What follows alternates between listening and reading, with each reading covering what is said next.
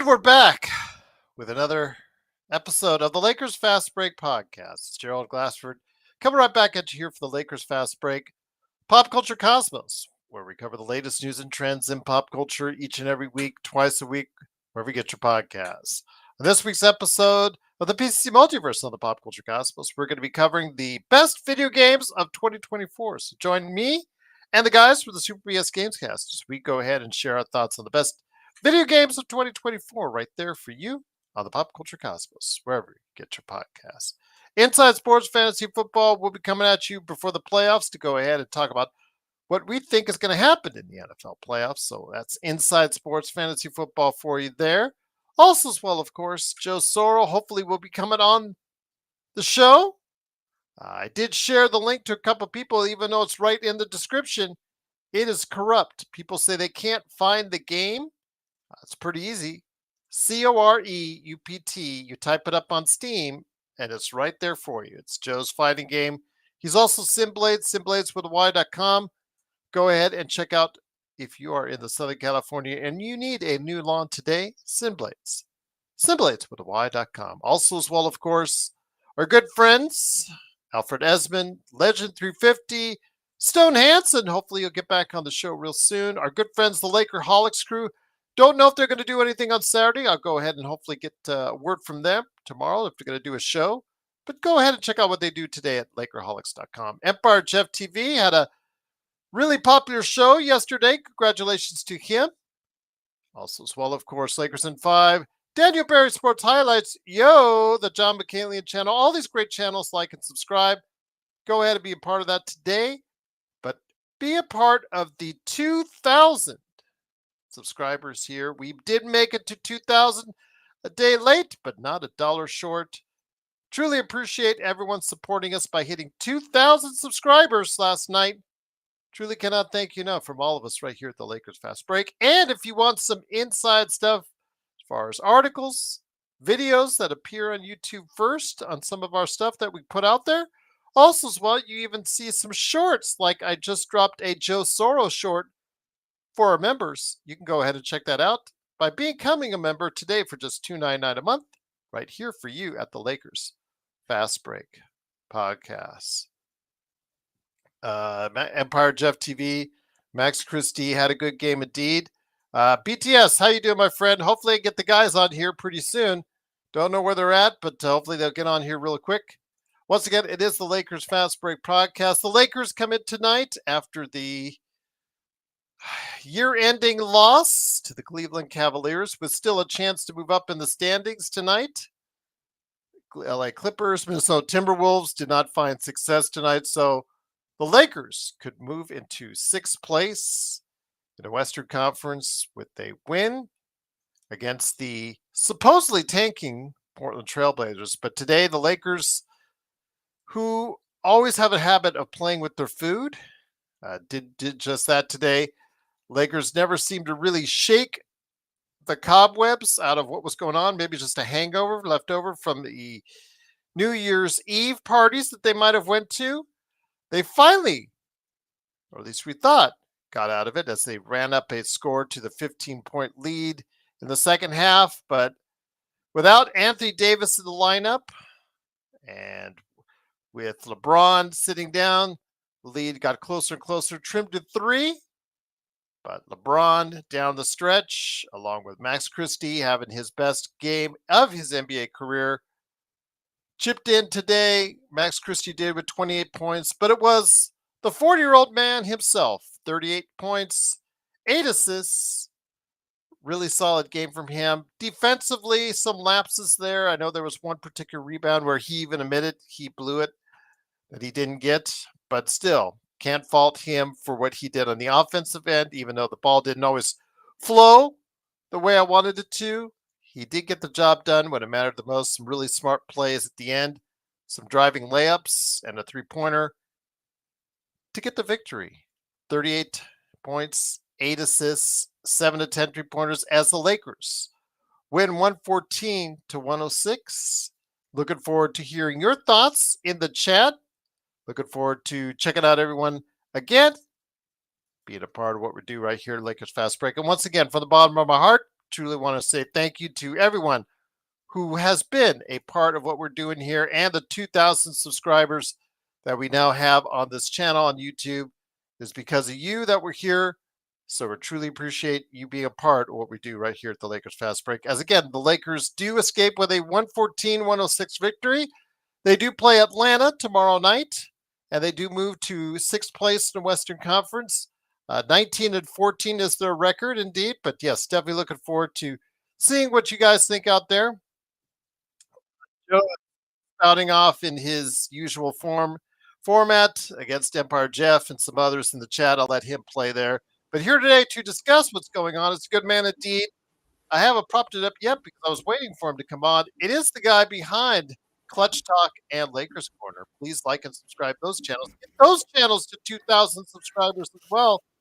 It is. Oh, you got the hoodie on. Ooh, he's getting all serious now. Watch out. Watch out. It is John Costa. And John, great to have you here. Such a great part of our playback.tv/Lakers Fast Break coverage, which included you, included Joe. Big shout out to the Magic Man, Sean Grice. Dan was in there as well.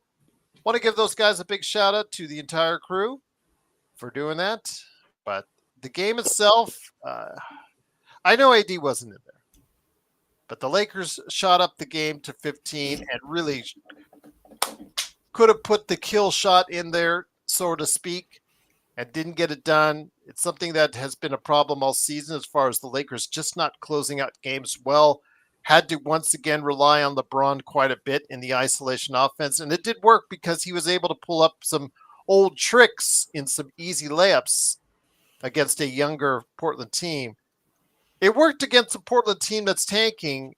Again, without AD, they need to go ahead and play a little bit smarter to get this job done. But yes, we will take the victory and sixth place in the Western Conference for now, my friend. Yes, yes. And what's up, everybody in the chat, man? Jeremy, CJ, everybody, man. What's up?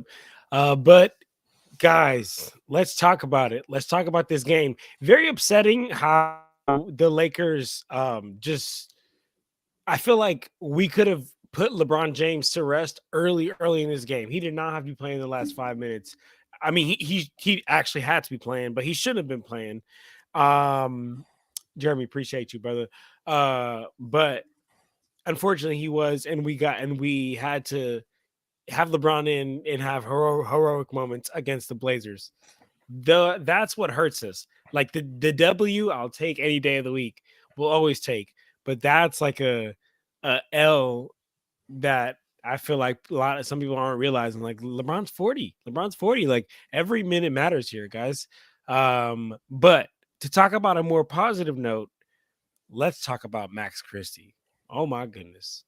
Hey man, I can't believe it because I was the number one guy that was like, dude, get this guy off the not only the Lakers but the NBA. This guy's not a league player. Man, he not only has as of late played his role, but he has exceeded. I mean, exceeded his role. I'll be honest with you. In my 2 years of watching Max Christie, never did I think I would have seen him score more than 20. Put 28 tonight on 5 of 9 from the 3-point line. And it wasn't like he was just hot. He was doing all the other stuff too. Man, huge game for Max Christie. Unfortunately, LeBron had to play 36, but he put up 38. We got the win. And one more thing I'll talk about, only because I got to give credit when credit is, due, right? And that's Austin Reeves, because I go ahead, check out Lakers Corner. Please do check out Lakers Corner. And while you're there, subscribe. But one of the things that I said in my video I dropped on Lakers Corner talking about this D'Angelo Russell trade is I was like, man, I just don't think AR is ready to be the primary playmaker. But man, oh man, has he been. Another game, double digit assists, 11 assists tonight, and he almost got a triple-double and 8 rebounds. Hey, guys. He's here. Playmaking. It's funny, Gerald, because Devin Booker, he put on the headband and he became playmaking Devin Booker. Austin Reeves put on the headband, became playmaking Austin Reeves. I want to ask you this before Joe comes on. Both you, Joe, and Stone Hansen said he was not going to be an NBA player. He was not an NBA player. As Joe comes on now, but Max Christie, again, you're still seeing the youth with him. Didn't show up against Cleveland, but against a Portland team, obviously getting his career high, which hopefully will get him and gain him more confidence as he goes along. When you see Max Christie now from what you saw before, what has changed in your eyes, John? Beautiful. The biggest thing. Thank you, baby. Yeah, hold it right there for me. The biggest thing that I've seen in Max Christie is really his confidence, right? And I feel like it started really when JJ Redick kept starting him, and there was a couple of games where a lot of people was like, damn, like why starting Max Christie? Why are we starting Max Christie? And what did he do? He kept going to him. He kept being confident in him at JJ Redick. That's what he did, and it started paying dividends. I mean, confidence is huge in basketball. Confidence is huge in this league. So I think he just started to believe in himself, started feeling like the coach believes in him, and the work started seeing through. Man, I mean, he understands his role now. He's not out there running. There would be games where I would watch Max Christie and I'm like, dude, you're out there just running at this point. But he understands his role. Big shout out to Xbox. Truly appreciate you doing what you can over there on the modding. For the best chat that's out there, of course, the Lakers fast break. The Lakers, once again, they do take the victory over the Trailblazers tonight and also here today. Good man indeed. He is one of the key members behind supporting a game that you need to support on Steam. I had someone said they couldn't find it. I just said type in COREUPT on Steam. Comes up real easily. It is Joe Sorrell, and Joe, great to have you here. You are your usual feisty self tonight. The Lakers do get the victory. I know that, again, seeing Max Christie develop before your eyes, I know a little bit of facetious tone in your voice when you were talking about him. But you got to admit, his career has taken an upswing. The Lakers took a gamble on that 4-year contract, and for now, it's looking like it's starting to pay off.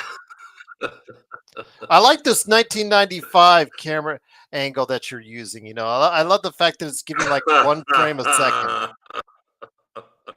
It's like we're back on AOL or something. Guys, how many games are there during the year? Last time I checked, unless barring something went wrong, 82. Thank you. You guys got to stop doing this. Every time somebody has a good game, we anoint them. No, that's Jesus not true, Joe. down. That's not true, Joe. I won't let you finish that point, Joe, because that he's had the last 7 good games, and it's been good to him. Cleveland, I would say he didn't show up, John, with all due respect. But comparatively to Max Christie, guys, this guy sucked. Joe, you're frozen. I ain't gonna lie. He's doing this on purpose. Don't mind him. I'm he just can hear listening. everything you say. No, I'm Go sorry, ahead, Joe. I didn't mean to cut you off, Joe. I'm sorry, Joe. Go ahead. I'm sorry, guys. I have a hard time. I have a hard time going to that area when you're playing probably the worst team in the NBA, or will end up being probably the worst team in the NBA. And they fell asleep again at the end. And you're wondering maybe why the negativity on that. Well, folks, it's not about this game. It's not. This is just a means to an end. This is about, can this team focus for the long run?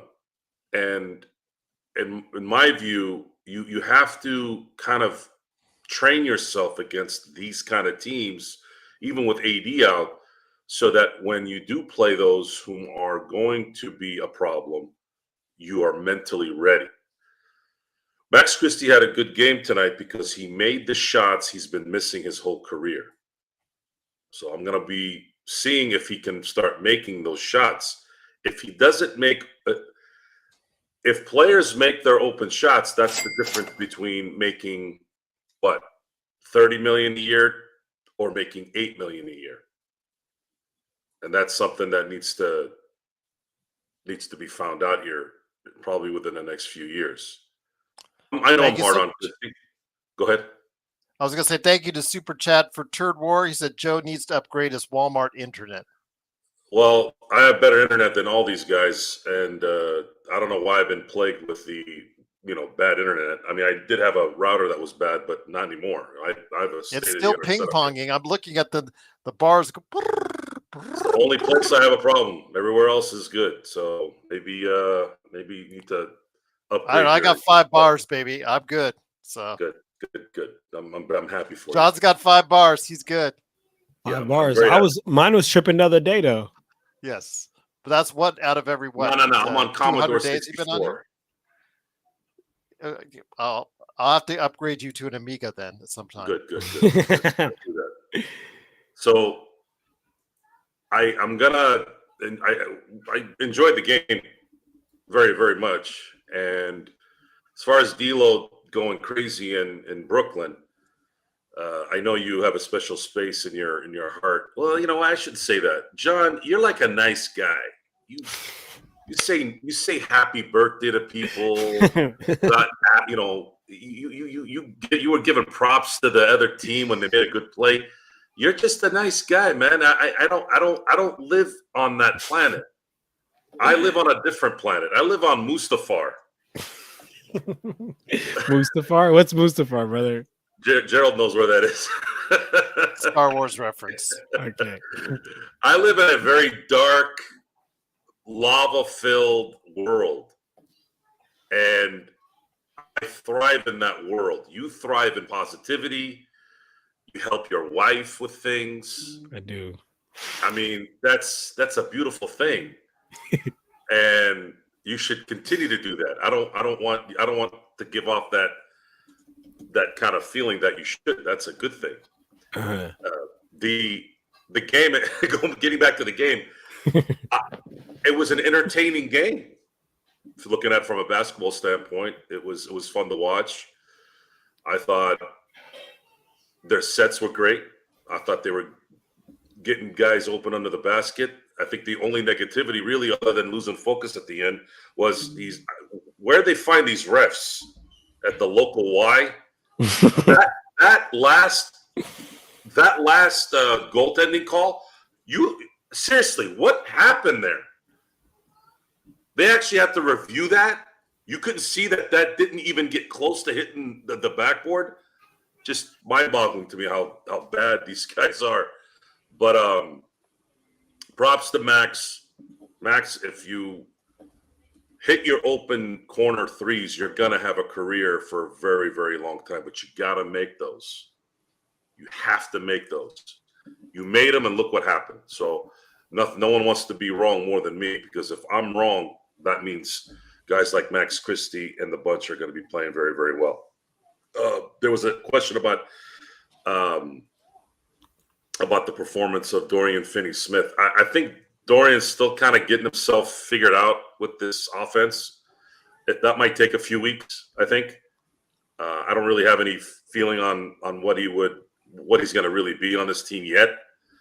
I did like Jackson Hayes' energy for sure. I think his legs looked like they were there. He was jumping out the building tonight. Didn't kill the stat sheet, but that's not what we look for Jackson Hayes to do. So I thought he did a really good job doing what he did. And again, Austin's he's playing the point guard thing, man. I mean, he got 11 assists tonight. Looks like he can handle that duty. All the more reason why the Lakers need to probably get one more guard that can score, because now you'd have that and Austin doing his thing. Ooh. And then LeBron doing LeBron things. I think he might own Portland more than he owns Toronto.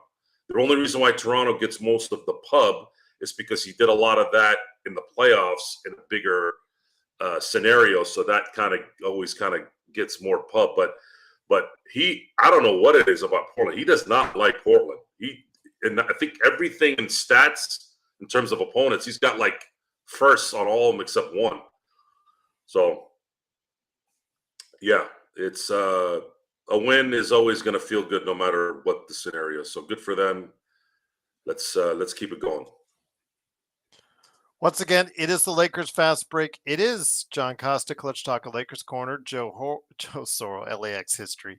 Okay, there you go. That's a new one for you. Along with me, Gerald Glassford. Thanks again for watching, listening. Truly appreciate it. The score was 114-106. Lakers do get the victory. They move to 19-14. They're a half game out of fourth place in the Western Conference. Joe, we said, both of us coming into the month of January, that this is the time, this is the month, this is the schedule for the most part that is very beneficial to the Lakers. Tomorrow they play a Atlanta team that's looks like world beaters one night, that looks like the world beats them the other. That's indicative of their current record right now in the NBA. And then there's, again, with so many other potentially winnable games on the docket outside of maybe at Houston and then the Boston game coming up later this month, the Lakers can still, again, I know we've reiterated this several times, still do some damage, but with AD most likely sitting out today so he can come back and play tomorrow, I don't know. The question will be, will they do the same with LeBron for tomorrow? Right now, the last three games that one of them has sat, they've won? Oh, no, I'm sorry. That was the one where you only played 7 minutes. So right now, that game with AD missing the rest of the game after 7 minutes, LeBron sitting down and then AD sitting down, all resulted in wins. Those are freebies. At this point, we got to play with what we can play with, right? I mean, if you can win games and those guys aren't playing full games or barely a game, hey, that's a positive. Maybe if they can do that maybe 10 more times before the end of the year, that'd be great. Be kind of like a pseudo fourth quarter sit down for a lot of these guys in this particular era of basketball. It's hard to have those fourth quarter sit downs because of what happens in the end of games. A lot of it is focus, obviously. I'd like to think they could be focused a little bit more with Portland, but playing a good team and hoping that a 20-point lead in the fourth quarter would stay a 20-point lead throughout that quarter, those days are gone, really, honestly. You just don't see it. That's why there's so many minutes tied to these guys, because you can. You'll go on a 10-0 run within, I told you guys this, you can go on a 10-0 run within a minute in the NBA. And then you're right back into bringing everybody back in halfway through the fourth. It's just a different game. 3-point shots going in and back-to-back possessions within 20 seconds completely changes that game. So yeah, as far as the next game, you're gonna play Atlanta, and if they're shooting like crazy, they're probably gonna have a problem. If they're not shooting as well, there's a chance where they can get a win here. And they really need to win the home games. They absolutely need to win the home games. If they don't win a home game, they got to replace that win with a win on 3 of their road trips. One is in Houston, one is in Dallas, and the other one is in, it's at home, or it's in LA, but it's at the Intuit Dome. John, let me bring you back in here. Truly appreciate the super chat from Nick. And Nick, if we could get your favorite Olynyk for one of those seconds, we'll take it. You shouldn't have to offer too much for a guy that's not playing that much. But yeah, he could help out as a backup center, absolutely. But he said, JJ Redick getting on my nerves with the small ball lineups, John. I'm not impressed with this win, although I got crucified when I said that essentially on playback. But I agree. I wasn't impressed with this win. But hey, a win's a win, and we should take it. Lakers should have won by at least 20 points. They were up by 15 at one time, looking in that direction. AR's ball handling skills raised my blood pressure up, which leads me back to the question as far as AR. They made him essentially the de facto point guard, and you're seeing the numbers there, the assists. His turnovers have gone up. It's still at times ball handling. He looks like a wizard sometimes, and the other times he's getting the ball poked away. But for the most part, it has been a positive experience for the Lakers so far with him at the controls. Your thoughts? These small ball lineups are based off the fact that we just don't have bigs that can contribute, Nick. I understand you want Olynyk, and again, if you get him on the cheap, yeah, that will help out a little bit. But we just don't have quality bigs to go ahead and throw out there. Even Jackson Hayes is at best. So he did get some energy tonight, as Joe said. So we'll give him back because he's been off for a month. Your thoughts, though, is AR's ball handling skills raising your blood pressure too, John? So on the small ball lineups, for sure, I feel you on that. But it's just like how Gerald said. It's like we just don't have. Where do you go? We don't have the ability to do that. That's just not. And you could blame front office and roster construction, and that turned into a whole different conversation. But as far as AR's ball handling, look, I'll say this. I've said it. We've all said it. I know me and Joe really, harped on. We just didn't believe in AR being that ball handler, and that's the reason why I advocated so much for D'Angelo Russell, because he was that ball handler for us. He was that playmaker for us. But now they're putting a lot of trust in AR to do it. And like I said, I didn't believe in it at first, and the turnovers numbers are gonna go up, and that's okay. That's okay, because you have the ball in your hands more, you're gonna have more turnovers. It's just the way the game works. Like I'm pretty sure like Kobe. I'm pretty sure. I remember Kobe. There was an interview and they were telling him like, Kobe, how do you feel about like missing the most shots for like a 2 guard of all time? He's like, I'm a shooting guard. I shoot the ball. So it's the same thing, right? It's like he has a ball in his hands, so he's going to turn it over a lot more. But with that being said, let's look at the last 4 games, right? Against Golden State, 26 points, 10 assists. Against Sac, 26 points, 16 assists. Against Cleveland, 35 points, 10 assists. Right now against Portland, 15 and 11 assists. So the ball handling, the playmaking, the ball handling might not be there, and that'll come with time. But that playmaking is there, and it's really impressed me. I'll be honest. Okay. Again, the turnovers have gone up since he's been given that kind of responsibility. But again, that's to be expected. Joe, again, Austin Reeves today, it goes without saying he did get the double-double with a 15 and 11.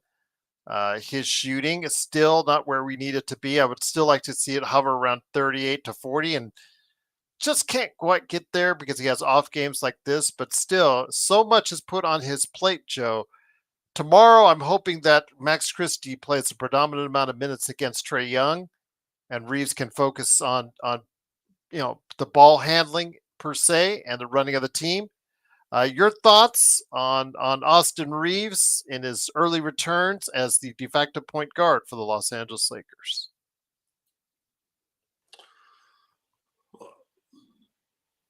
He's producing very, very well. He's playing probably his best basketball. I'd say he is playing his best basketball. The issue will be when he starts playing the elite, though, because he's not going to be able to do what he's doing right now. The athleticism will be different when he plays the Jamal Murrays and those types. They're going to be able to kind of stay in front of him, collapse on him, and make him pass the ball, which will be important that guys like Max Christie hit those shots. See, when you hit those open shots, now they can't sag off those guys, right? Obvious. Shot makers have to be made, and this is the time to make it. So if those shots are going in, then Reeves' job gets easier. And if Reeves' job gets easier, LeBron doesn't have to handle the ball handling job all game long. And it also spreads out the offense a little bit, gives AD enough rest during the offensive possessions so that when he gets back on defense, he has enough energy to deal with that. It's all intertwined. It's all connected. If they start missing shots, wide open, if this team misses wide open shots, that's where the wall will fall. Can't afford to miss those shots. So Rui, Max Christie, Reeves hardly ever plays off the ball, it seems, in a way where he's getting the open shot at the corner or anything like that. It's very rare. So just a couple times on some LeBron penetration. Yeah. But as far as guys that are going to get that ball, it's going to be Max Christie. It's going to be Rui, mainly. Those two guys have to hit their open shots. If they don't, then they're going to be easily diffused. But we still have to wait another month and change to see if the Lakers can advance their roster. And if they can get a guard that can score, and of course a big that can play with AD and Jackson Hayes, then this team takes on a whole new look, and we can kind of see what they will end up being in the end. Jeremy says, John, your hair is looking on point, mate. So there you go. Joe's getting a run for his money today. There you go. I'll be honest, guys. I'm getting older here with age, and for whatever reason, my hair is just really thinning here, and it comes out where sometimes my hairline gets messed up. So I gotta push it down here if I'm gonna be on stream without my hoodie. John, I want to say this with all due respect, my friend. Shut up on that. I'm 30 years older than you. Give me a break. Really. Give me a break. Seriously. But I'm thinning, guys. I'm thinning. Give me a break. I'm 55. Sorry. Stop it. Just kidding. All kidding aside, my friend.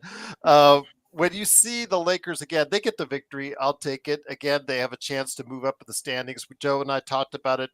A lot of winnable games starting with tomorrow. Tomorrow is still, even won the back-to-back, still a very winnable game. I don't know if LeBron's going to play. I don't know if AD is going to play, but I'm assuming they rested AD today to play him tomorrow. Your thoughts on what they have to focus on tomorrow against Trae Young and a really, I guess, promising young team. They're not for the now, but I think they've got some key pieces. Oh, hey, there she is. All right. The pride of your life, my friend. Absolutely great to see her. Absolutely. She's got a big smile. There you go. On. That's Uncle Joe right there. Uncle Joe. Uncle Joe. See the smile on Uncle Joe? There you go. There you go. Absolutely. Well, I'll let him go ahead. There you go. Absolutely. So, John, your thoughts on what they need to do for tomorrow night's game. I definitely do hope that their plan was to sit the AD tonight so that then LeBron could sit for tomorrow if he wants to or feels like that's something that he has to do. And then we hopefully play Anthony Davis for tomorrow. Be careful, baby. So that's what I was hoping. But as far as like a game plan, I'll be honest. I do think that we should. Baby, don't put that in your mouth. I do think that we should. The Hawks are similar to a Luka Doncic.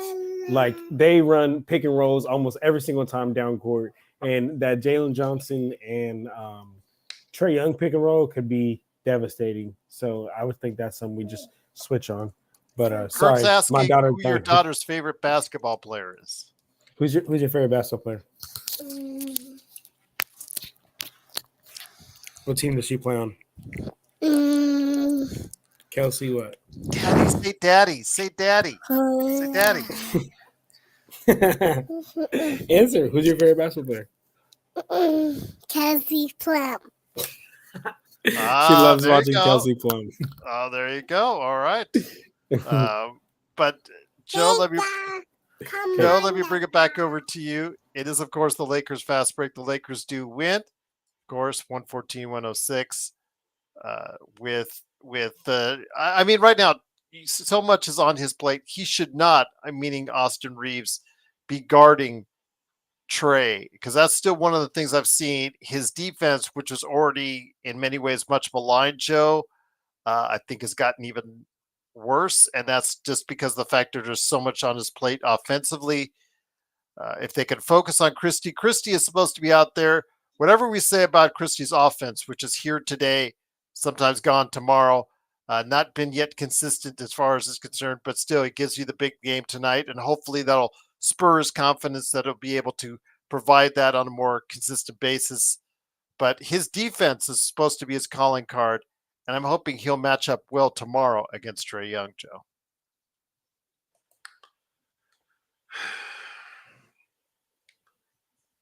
Yeah, no one's going to be able to guard him.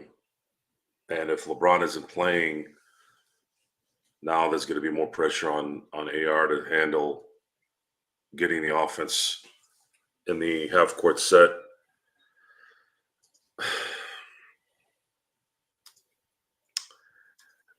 The Lakers would likely have to play one-on-one all game. I don't think they can switch or double team at all. Otherwise, they'll leave way too many shots open for these guys. And I just have a feeling these guys are going to hit off the charts. I can see it.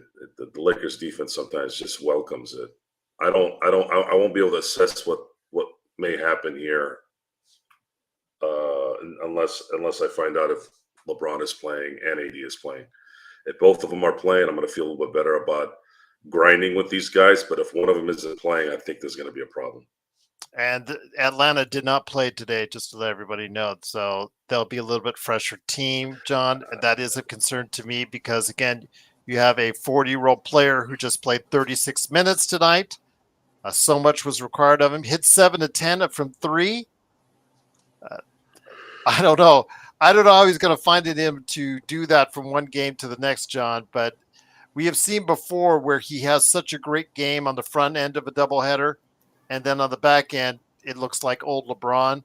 I am concerned. But if AD's there and has a monster game because he had an extra day off, that may be just enough to go ahead and take care of the Hawks.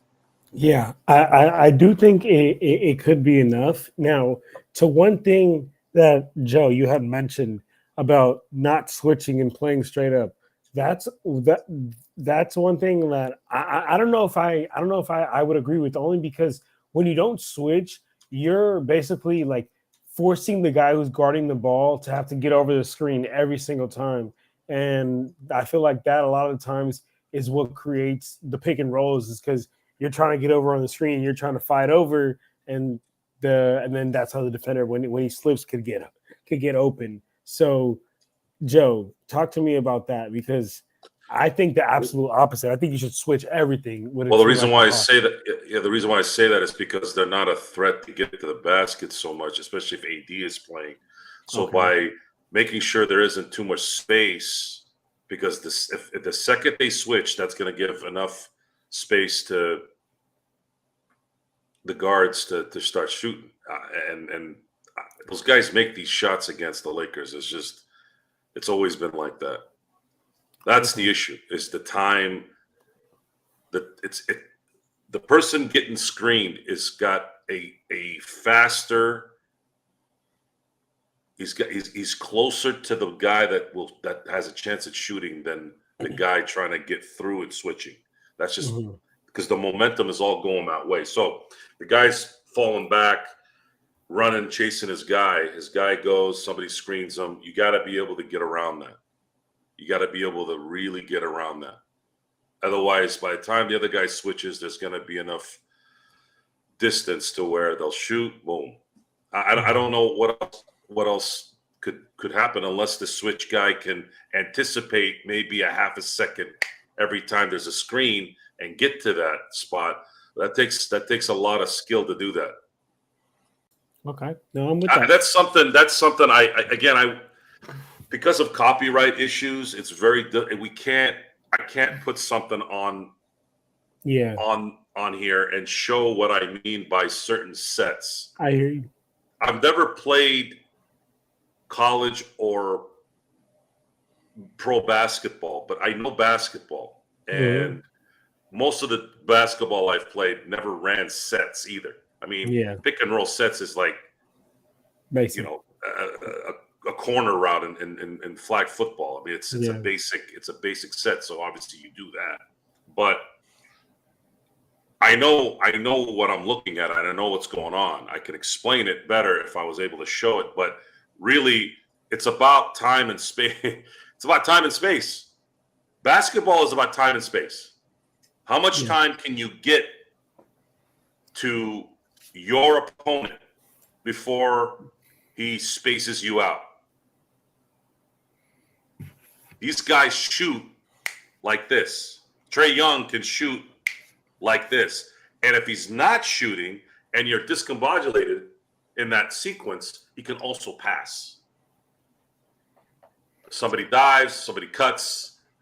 There's a reason why Trae Young is a perennial type. He can do both. He will ruin you. Yeah. And that's something probably that they can't help. You can't stop that move every time, but you have to try and limit it a little bit. Yeah. And Jeremy. the Lakers haven't played well against teams on the back end of a back-to-back, believe it or not. So when you said that Atlanta didn't play today, actually that might be in their benefit.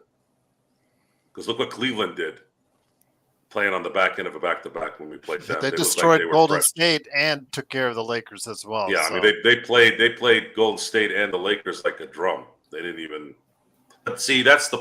These are young players, young skilled players, and they knew that. They knew. Jared Allen knew. He knew that AD was tired. He knew AD's leg was hurting. He goes, "I'm gonna bust this guy up. I'm just gonna be relentless," because it's we're watching it at home and we can see it. I can only imagine what they feel. They're actually playing in it. They know. Jeremy. By the way, just to the chat, I just will say, just to the chat, I understand sometimes there's been some difficulties in the chat with Danny and whatnot, but Danny, if you're listening, you're welcome to come on the show anytime. Guys, just please be a little bit patient with Danny. I don't want to go into semantics why, but if you haven't watched already, maybe him on the show, maybe you could get a better feel for why I say that. But just please be patient. That's all I ask. And I know if he says something that's in deference to you, if you could try to be the better person on it, just be respectful, because Danny, he means well.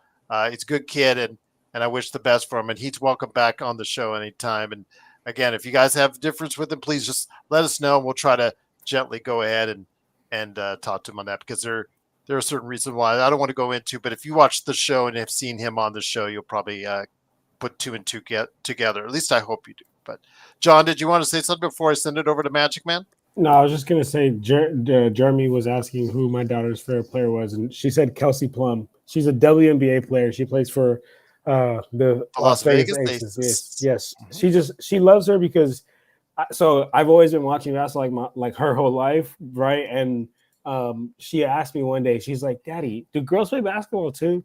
And I was like, "Oh man, I need to do a better job of showing her more WNBA." And ever since then, yes, you do, my friend. Yes, we have been. So then ever since then we've been locked in though, and Kelsey was one of my favorite players to watch. So she's been her favorite player. But anyway, back to the Lakers.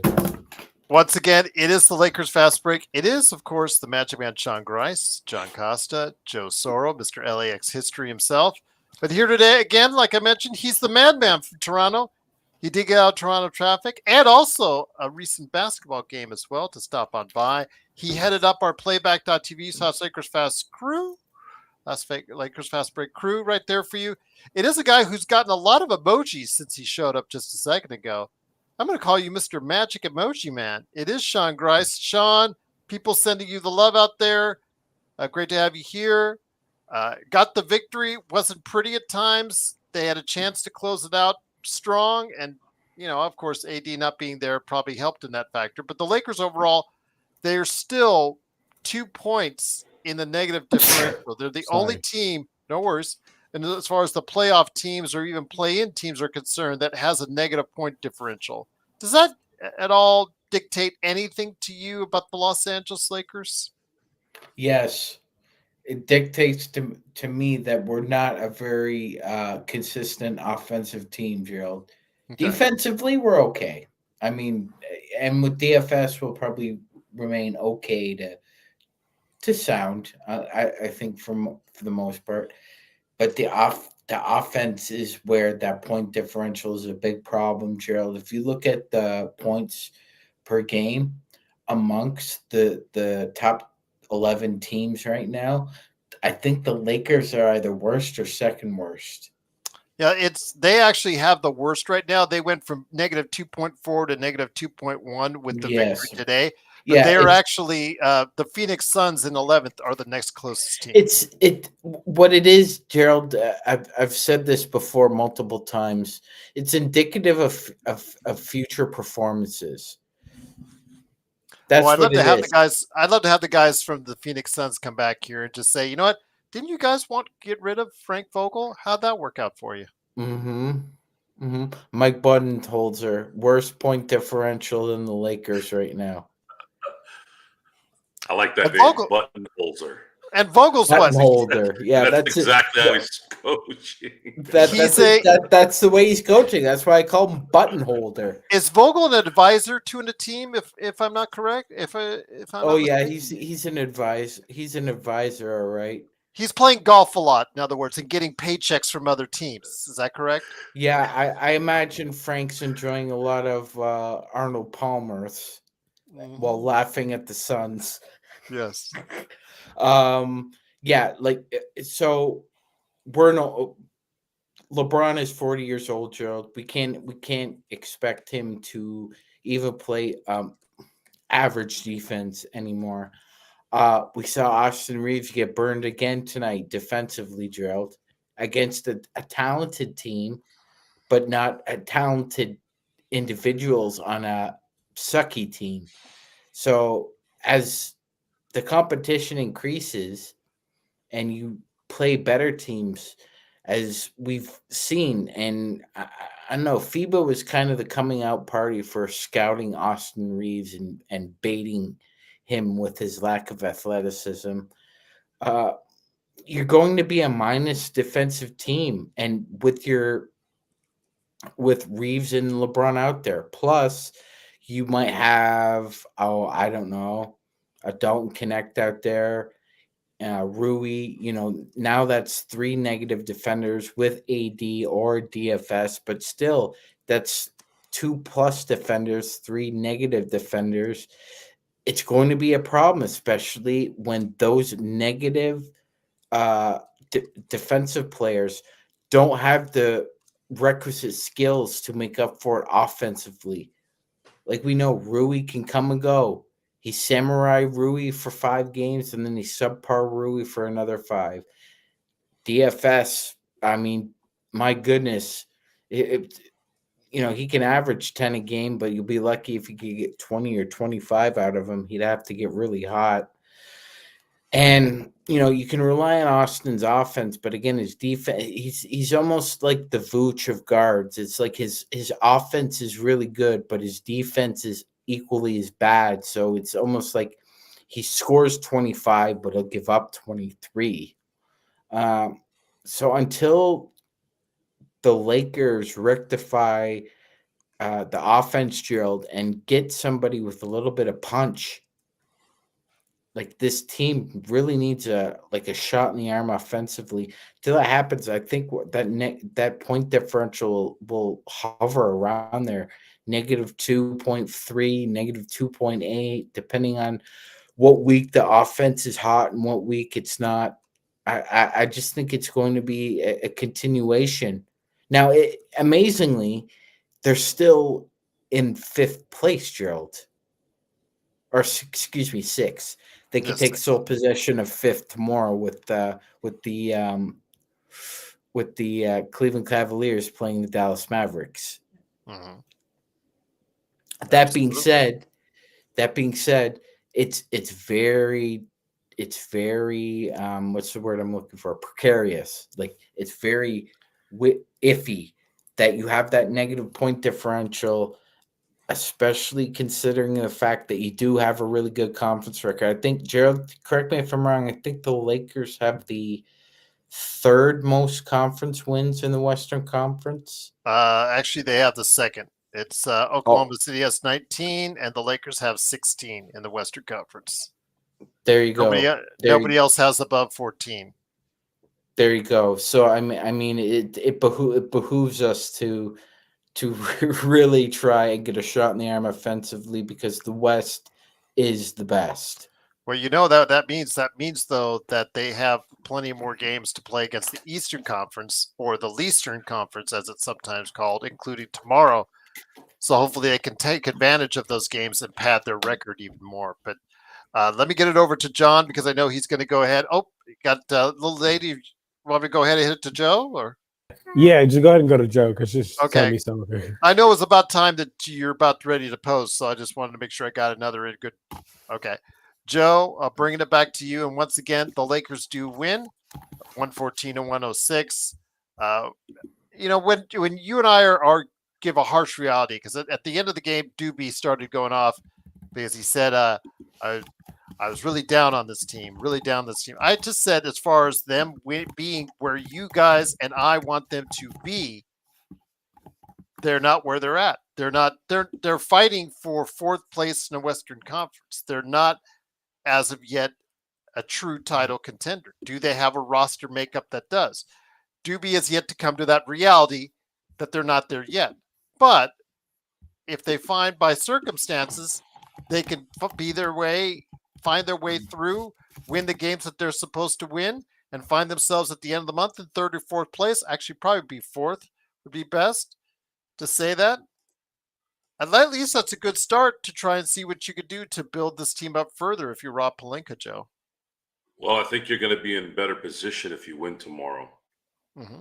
If to have a good month. If they lose tomorrow, it's going to be that, okay, now you're going to go into the next 2 games on the road, and this could be a 3-game losing streak. Because Houston and Dallas road trips usually are, they're not as bad as the Southeast road trips usually, but they can be problems there because Dallas plays out of their mind in Dallas.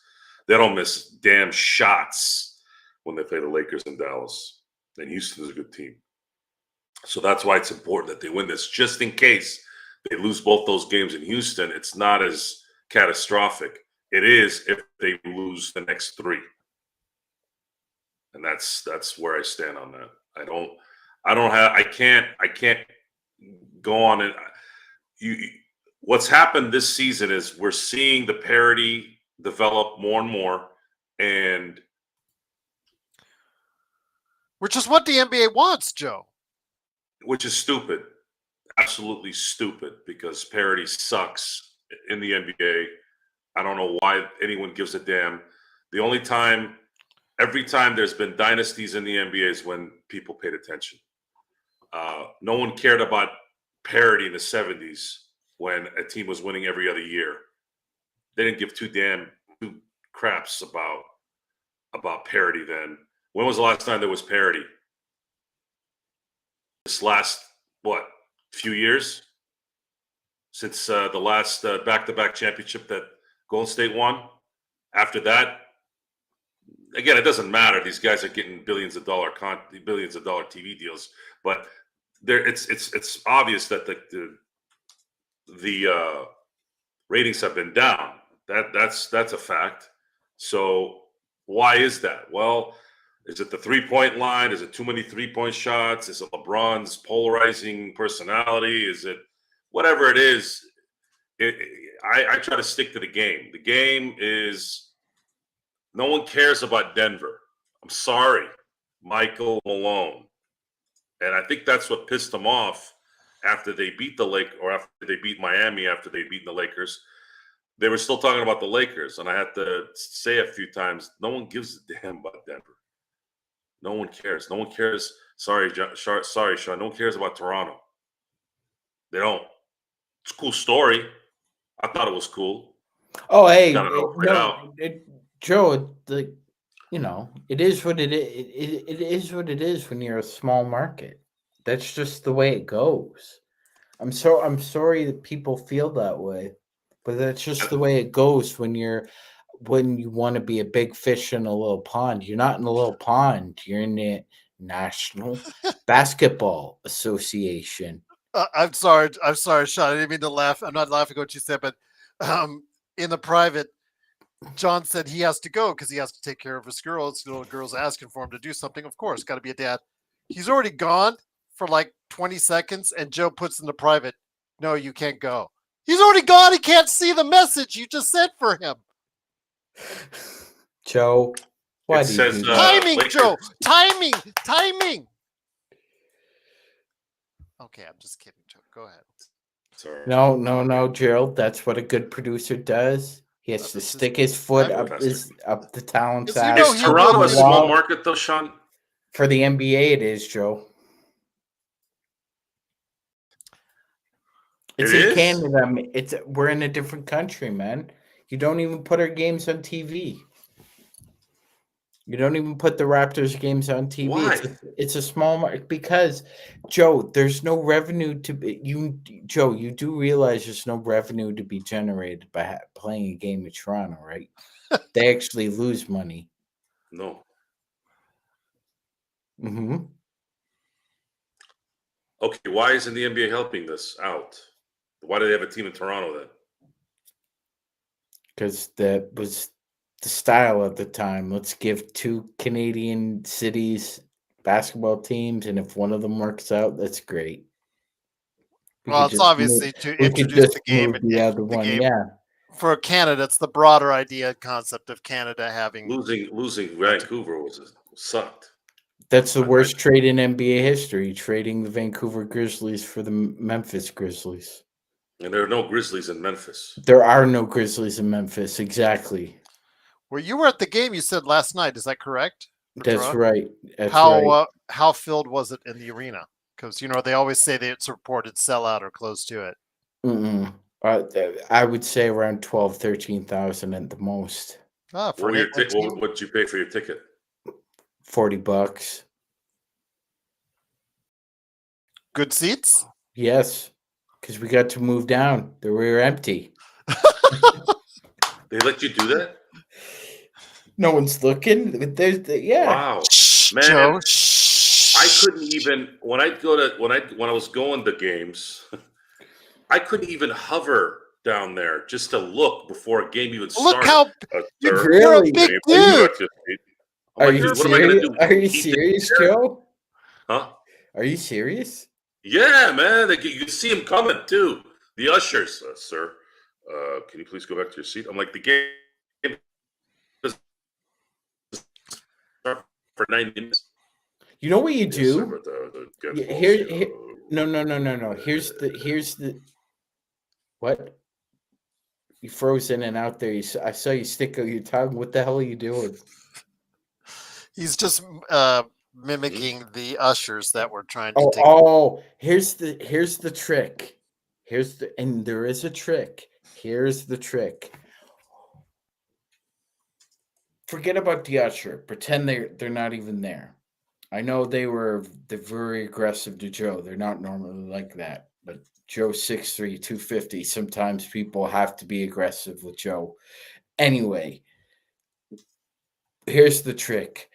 When you see a couple of empty seats that you'd like, you go and order food first, and then you sit down, and then you order a little bit more afterwards, so they actually think that you're actually going to sit there and eat it and watch the game. They don't ask you for your tickets. They don't ask you what you're doing. It's just some. I was almost going to say that. Just some guy and his girlfriend watching the game, spending some money. They don't care. They don't care who you are. As long as you're spending money, they won't bother you. Is that who you went with, Sean? Yeah. How nice. Do you go to the ballet when she wants to go to the ballet too? No. No, she don't like ballet. I've never been to the ballet. Either.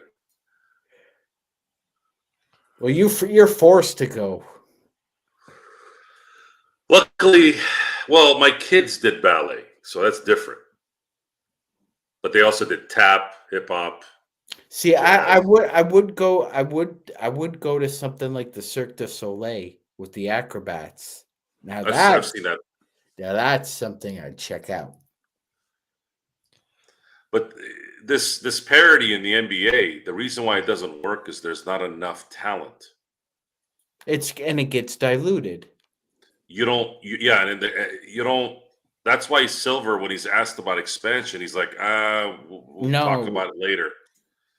I think deep down he knows there's this league cannot deal with an expansion. You couldn't, Joe, think about it, right? 2 more teams, one in Vegas, one in Seattle. There's not enough talent in this league to support an expansion draft and then that team having to open their eyes for their NBA experience and start trying to develop play. It takes 3 to 4 years for that to happen.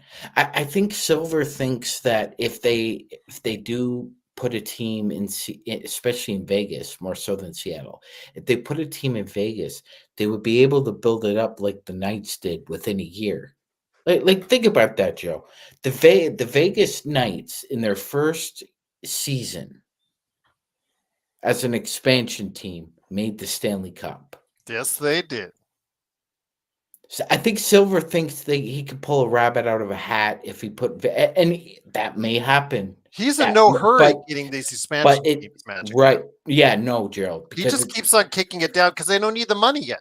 He keeps on kicking it down the road until they. And they have to share all the revenue too. Mm-hmm. That's another 2 pieces of the pie gone. But go ahead, Joe. The NBA is built on the individual player.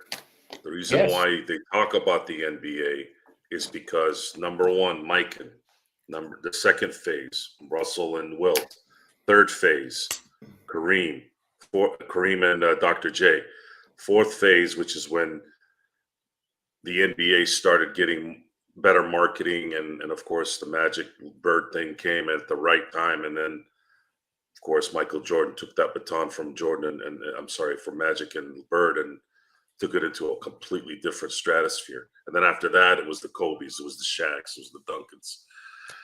Joe, Robert Wheeler alert. I know. I saw his question. So, Rob,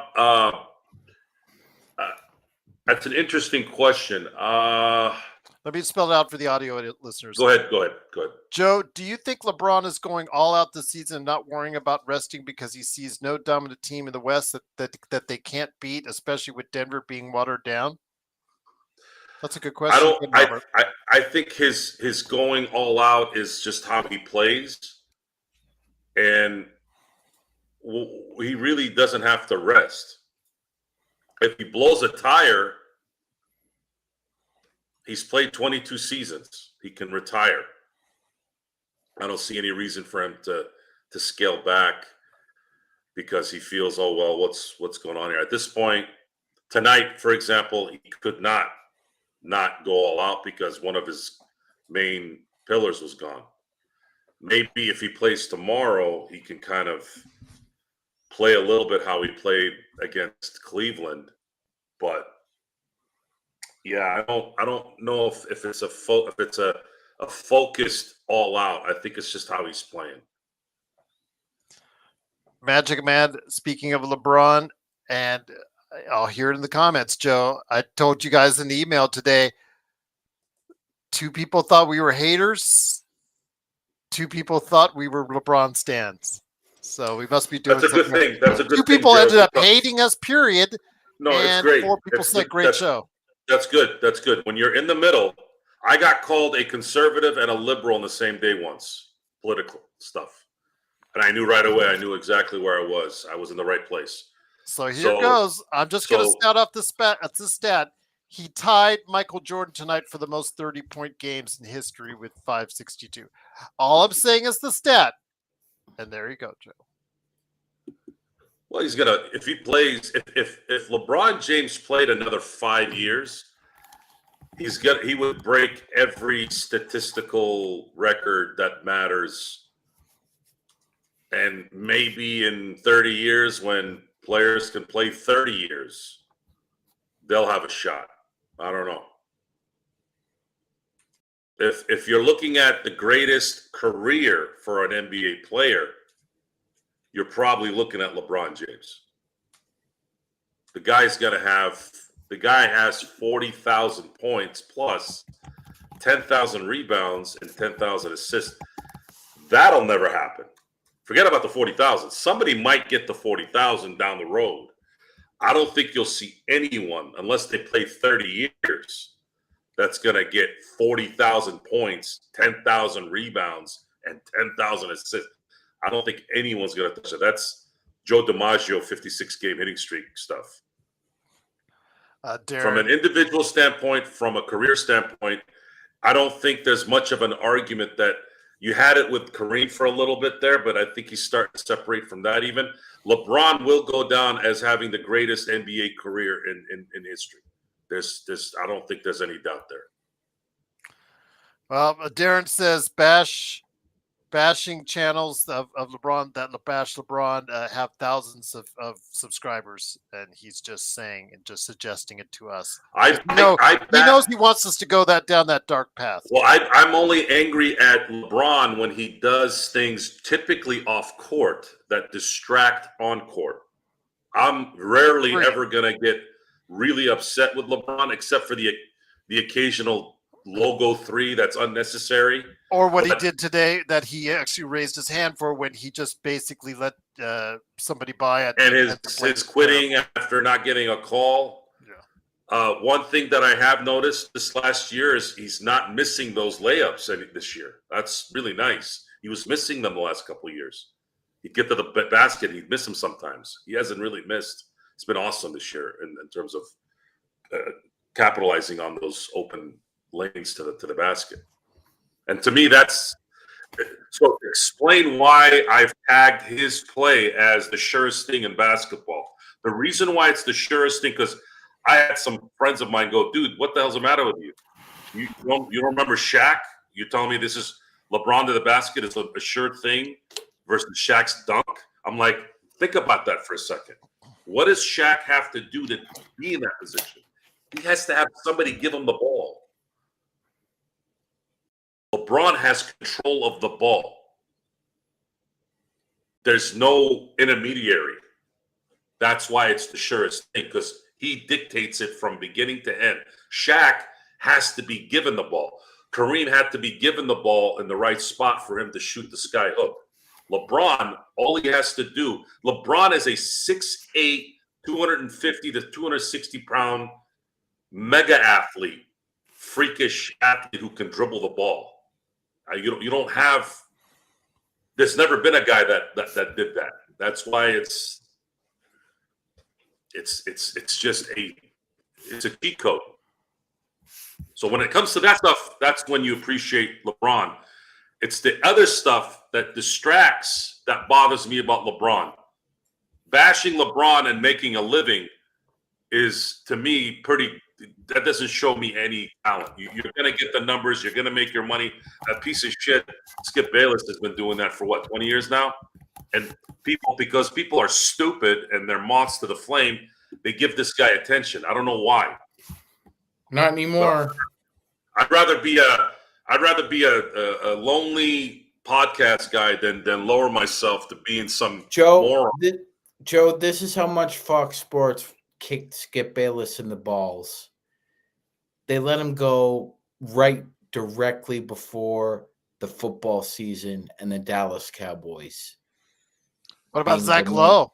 They did Zach Lowe. ESPN did him dirty too. And the ESPN basketball coverage has never been more watered down, diluted itself, Gerald, because they wanted to give Shams the bag. They gave Shams the bag, and now you lack an interest. Should have got relevancy. Oh, Windy? You know he hates that nickname, by the way. He hates it. Well, then he could just blow on out of here with he got that nickname for a reason. Yeah, I know. But I'm just saying. And his association with LeBron that got him the job in the first place. But Brian Windhorst had a flatulence problem in the media press box, ladies and gentlemen. Okay. I did not know that one. That's why his nickname's Windy. Wow. It's not Windhorst? No, it's Windy because he had a flatulence problem. Yes. Okay. And on that note, I'll break that. Gerald, you saw what I posted earlier. Yes. Would that intrigue you? Oh, wait, find something like that. Yes. That did intrigue me. Yes, but it goes back to what Joe's saying. Do you really want to unprotect for these guys, the Kesslers of the world, No. Sextons of the world? Do you really want to just give them No. unprotected Danny Ainge what he wants, unprotected picks? These are guys. These are rotation guys. They're better rotation guys. They do help a need for the Lakers, but they're not guys that's going to get you past some of the best teams in the NBA. I, like Joe, think we need a third star, but the problem is we made this a lot harder by the DFS trade. DFS and Shea can better produce because you gave up $20 million in expiring money you could have added on for a bigger star. So if you guys want the Zach LaVines or the Balls or whatever big player that's out there that's 30, 40, $50 million, in essence, Sean, didn't the Lakers make it harder for them to go ahead and get those kind of deals? Or even two players, like a Sexton and Kessler. It's going to be harder to make these deals because you got rid of that money that just left. Yeah, no, it's going to be difficult, Gerald, because you're going to have to, instead of making like one big trade, now you're going to have to make 2 or 3 little trades to try and uncomplicate your, I'm going to say it. Go ahead. The Rob Pelinka fuck up of 2021. Well, again, it's just there's here's not where many this pieces for the Lakers to move around. Here's sometimes you got to find the positive in the muck, right? I thought of something. Maybe this new culture in the NBA with the aprons and the new CBA, maybe this might play into our hands if Rob is smart enough. Maybe because draft picks now are going to be holier than holy as ever before, maybe the demands aren't going to be as fruitful. So Danny Ainge and the Masais and all these guys, hey, man, no one's going to give us a first-round pick for Kessler. So now what? Who needs Kessler and Sexton, let's say, both, to win a championship or to compete for a championship besides the Lakers? You have to have competition, right? There's a negotiation there. So if Rob calls Danny, which he's already traded with him, right? So there's a relationship there. If he calls up Danny, he goes, hey, Danny, I'll get you a first-round pick, but it's protected within the lottery. So anything in the lottery comes back to us, and then it'll go, let's say, to the next year, lottery again, next year, top 8, and then that's where it stops.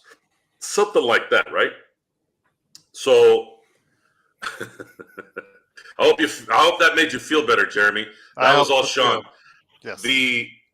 So now, let's say Rob calls and Ainge and says, listen, I'm going to give you a first protected, and then I'll throw in a couple seconds. All they have is 2 seconds. That's all they have left. If you got somebody else out there that needs Sexton and Kessler who can give you a better deal, cool. But hey, who's going to do that? Who's going to do that in today's NBA right now? Who needs Sexton and Kessler to go to that next level? Is it going to be Orlando? Is it going to be Atlanta? I don't know. Maybe. In your opinion, do you think Sexton and Kessler can take the Lakers to that next level? It would help. It would help because think about it for a second. You just got Dorian Finney-Smith, who has a reputation of being a fairly competent defender. A fairly competent defender who can defend small and big. That's pretty good. Even if it's just a little bit, that already, in my book, makes him more valuable than D'Angelo right now. Because D'Angelo was a crap shoot. He was, you don't know. If he's not making shots, he's useless. At least with DFS, you know he can at least play defense on that end. I'm not looking at Shake as anything. If he produces, great. If he doesn't, whatever. I don't really look at that as any issue either way. But if you get someone like Sexton and Kessler, now especially with Jackson Hayes back.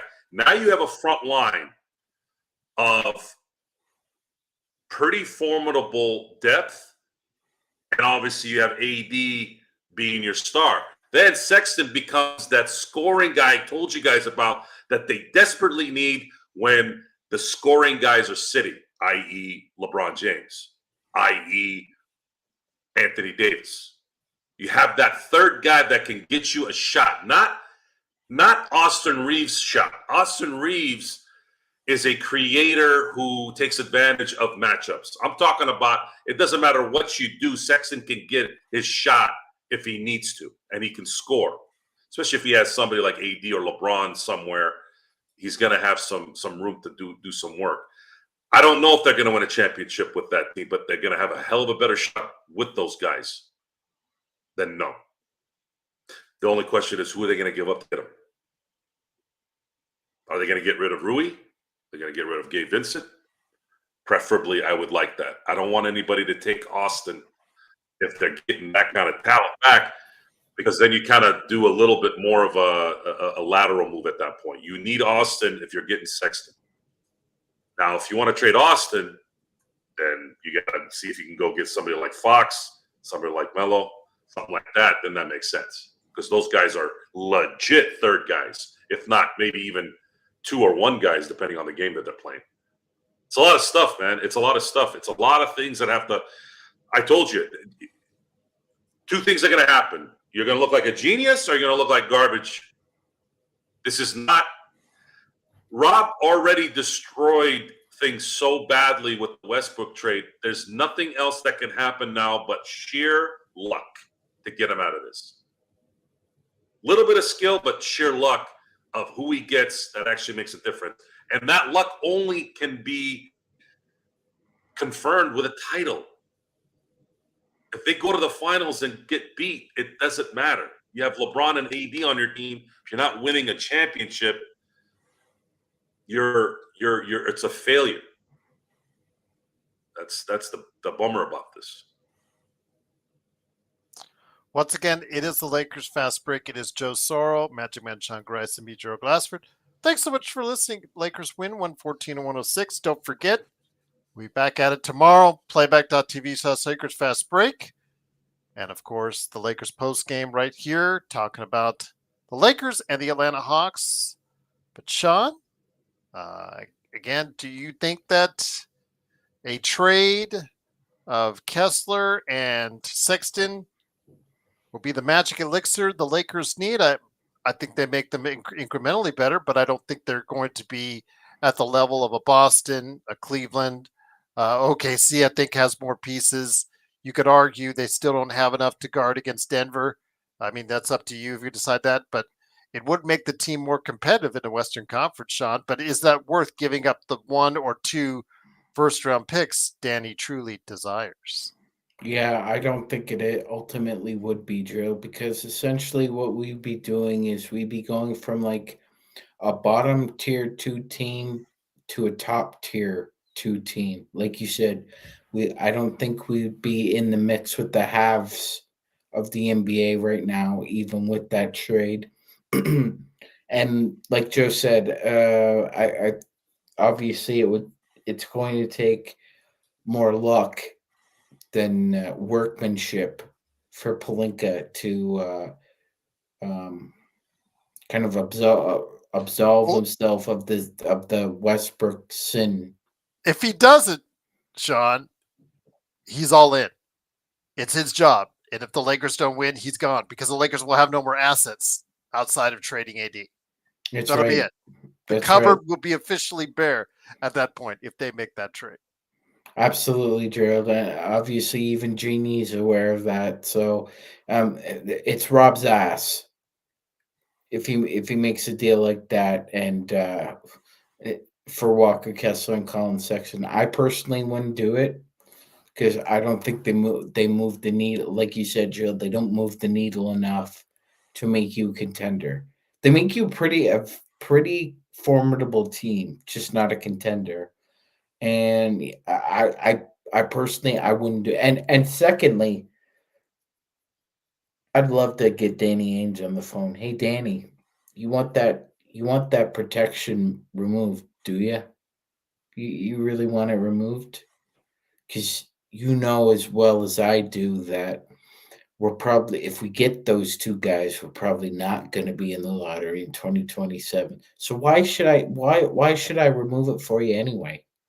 I you know, like I think it's a relevant question, Jared. Why should I remove it? Well, if they make that trade, you don't know how far you're going to have LeBron out. Right. But what I'm saying is like, okay, so if you give Danny Ainge an inch, he'll take a mile. So if you say, oh, okay, Danny, yeah, I'll remove it for you. Oh, and I want a Dalton Connect too. Well, I again, want I'm not trying to defend Danny, Sean, but if you're an NBA GM, you're trying to make your team better more than you worrying about if you're making the other team better. I know, I understand that, Gerald. But if it's conditional upon conditional, I'm just hanging up the phone. Of course, Like yeah. like if he said yeah, and I also want Dalton Connect. Bye. I don't think anybody should be off the table, I personally. don't think anybody should be off the table either. But I'm not trading Dalton Connect, 2 first rounders for Colin Sexton and Walker Kessler. And I like Walker Kessler. I really do. I don't think he's being utilized properly in that offense, Joe. I'm surprised to say that. He's a 5-point. He scores 5 points a game, of course. But I agree with you there. He's a starting center and scores 5 points a game and gets 0 opportunities. I can't say I disagree with you there. I mean, Will Hardy just doesn't draw plays for him. yeah. What happened to him since his rookie year? It's just been disappointing to see. But maybe a new change of scenery. Will And do see, that Gerald, justice. right, and that's the leverage I would use against Danny Ainge. You know, Danny, when Walker Kessler played with Jabari Smith Jr. in Auburn, those two guys hit over 40% from three, and they took Auburn on almost a Cinderella run. Why is his 3-point shot disappeared since he got to Utah? Is that on you guys? Because he was a threat to shoot it in college, and that's what made him a little bit dangerous as an offensive player. So, but I don't imagine Rob Pelinka has these kind of in the weeds conversations as far as this is concerned, Gerald.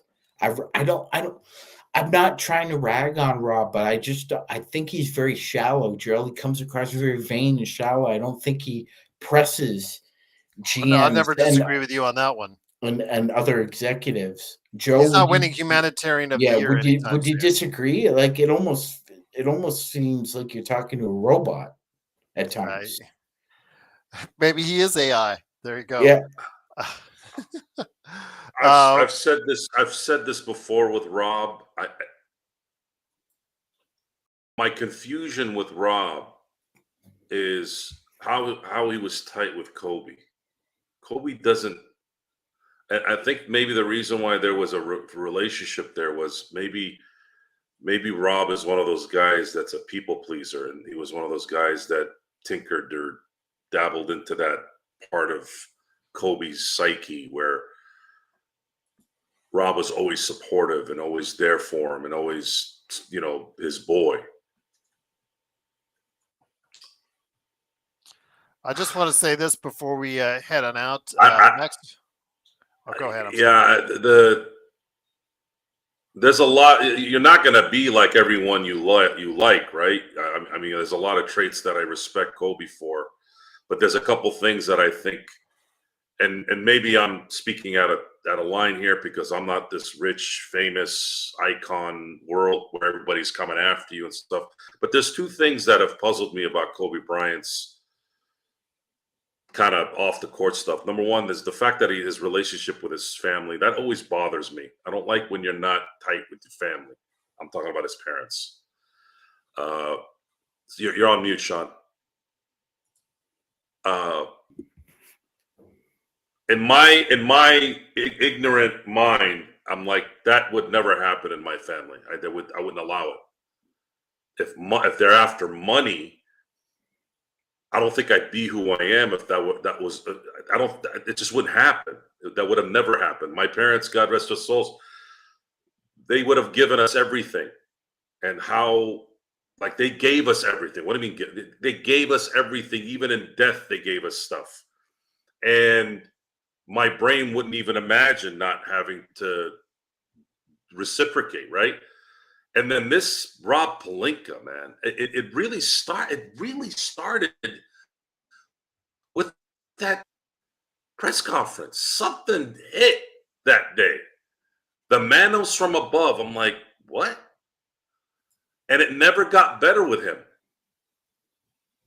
So robotic, sleazy car sales, used car salesman, infomercial salesman.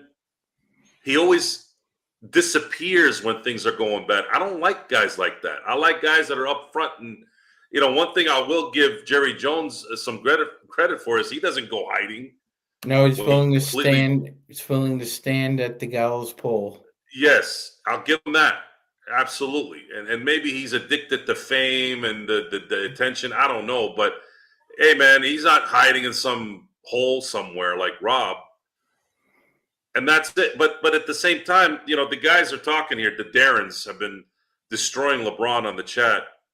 And I'm gonna compare it to just, again, a parent and a child. Jeannie is a parent, a rollover parent. I see him all the time, folks. I have people that are in the school systems that work there, and you hear stories. I'll go to these school events, and I mean, this is a staggering number that I'm going to tell you. 80% of the parents that I see have absolutely no idea what the hell they're doing. And you're talking about decent people that have jobs, people that own homes. You see them interact with their children, and this is the same way. Jeannie is like the mom. Rob is the dad. They let LeBron do what he wants and his friends. Right? That's what when you do that with children, they don't really know obedience. They don't know a level of, ooh, I got to stop. Wait, this isn't a good decision. Kids don't make good decisions. Entitled adults that have been given everything almost their entire lives are not the right people to put in any kind of power position when it comes to your stuff.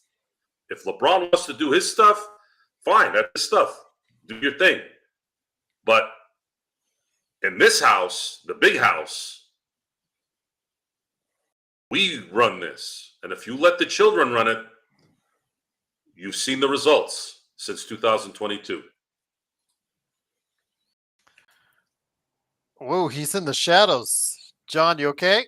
I am. I'm finally back here. My baby girl was, I don't know, just tonight she just wanted me. I don't know. She usually You merely adopted the daddy's dog. girl, man. I She was love her. molded by She it. Never always wants apologize for that. If your daughter always pays attention to you and loves you, that is some of the best things in life. Take it from one who has two amazing daughters. So, yes. No, there you go. she usually always sleeps with her mom, but I guess tonight.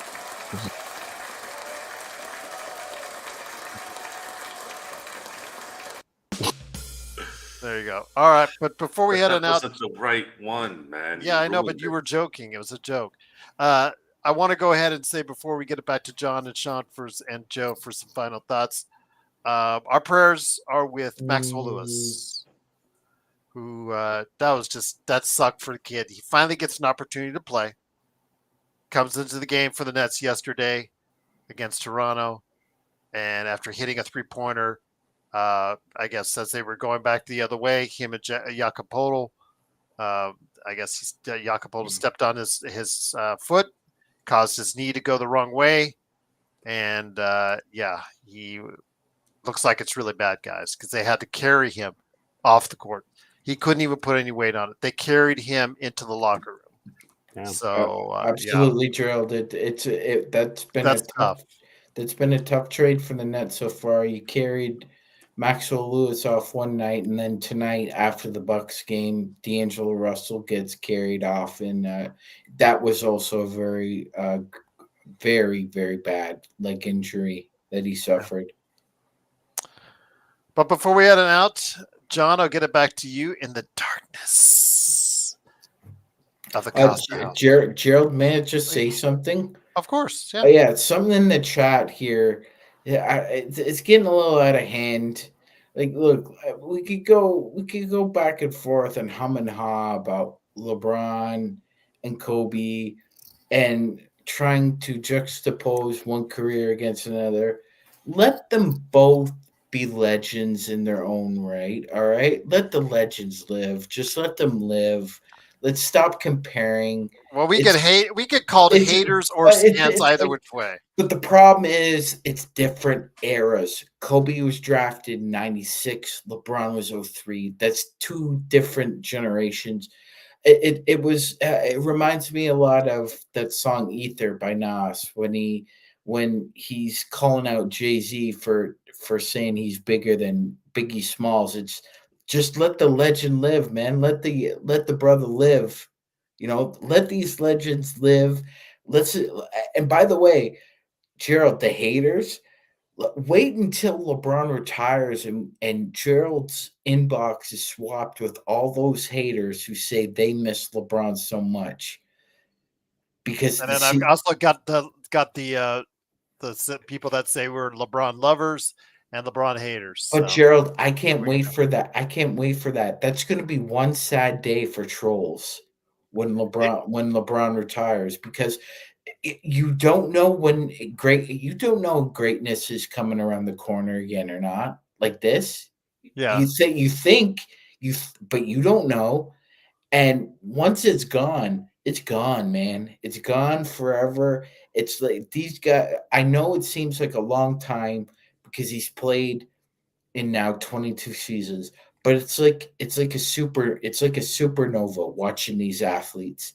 They're here today and they burn out and they're gone and you don't see it again. It looks like it was a cramp because they're treating it like it was a cramp, but they did have to carry him off the court after the game today, or actually with 1 minute left in the fourth quarter. I did want to mention that in Brooklyn's victory over Milwaukee, although we all knew, Milwaukee is kind of struggling after the NBA Cup, just saying. But yeah, I think it might be a cramp, although I'm not 100% certain. It could be a strain of some type to Magic Man, but just wanted to make sure you knew that from there. John, getting it back to you here again. Go ahead and check out what he's doing today. Lakers Corner Clutch Talk. It is, of course, John Costa. John, this game, great for the Lakers, obviously getting them in a position, but it doesn't do us any good if we don't follow it up with another victory. If we followed up with another victory, we could find ourselves into fifth place in the Western Conference. And it's incremental, but you see the improvement. We just need the consistency. And if we can find that, John, this month, who knows where we can go from here? Absolutely. Who knows where we could go, which is great and all, but I feel like we all know that we can't go where we really want to go. I think we all have come to terms with that.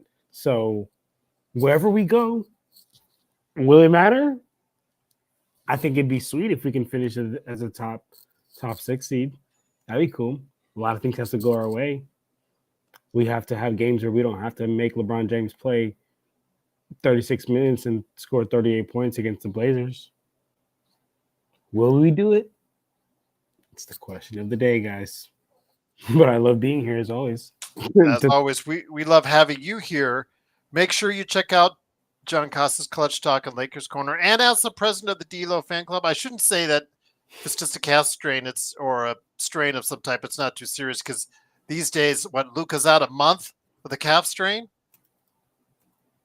A month with a calf strain. Go ahead, Sean. You're on mute. I got you. Go ahead. You're good now. No, Gerald. Technically, he's out for a month to be reevaluated. They're not even sure if he can come back in a month from a calf strain. Well, they didn't, Gerald. They're being tight-lipped about it. It wasn't released whether it was a grade 1 or a grade 2. Darren says you have a bias and it's not helping your thought process. I don't know who he was talking about. or who is talking to. But before we get back to that, because I do want to touch on that, you guys get a chance to go ahead and talk about that before you leave from Darren, leaving his pearls of wisdom. And I say that in quotation. Robert said, John and Joe, is there anything the Lakers can do the regular season to change your mind on the Lakers can win the championship? Nothing at all. To win a championship, nothing at all. Get a third star. I'm with Win a Joe. Get a championship? third star. They got a third star. They ended up getting De'Aaron Fox or LaMelo Ball. Then my feelings will change. And get some depth along with it. If they can get Nick Richards along with Ball, I'm gonna say something to the crowd here a little bit. I'm gonna put my cards on the table.